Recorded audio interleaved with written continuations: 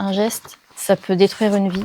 Qu'est-ce qui t'a poussé, motivé aujourd'hui à en parler ici au grand public? Il peut nous arriver des choses comme ça, violence psychologique, physique. Les deux sont, il n'y a pas l'une qui est pire que l'autre, hein. Les deux sont aussi destructrices. C'est pas figé en fait, on peut évoluer, on peut récupérer et reprendre confiance. De réaliser que des expériences comme ça, c'est une occasion de renaître et de recommencer, mais autrement. Il y a la Julie d'avant, la Julie d'après. La Julie d'avant était renfermée, pas confiance en elle, ne s'affirmait pas. Et aujourd'hui, ça m'a permis de voir les choses différemment et de vivre aussi différemment et d'être différente. On peut toujours évoluer, donc bien sûr se faire aider. Donc déjà aussi pour libérer la parole et dire que ça arrive.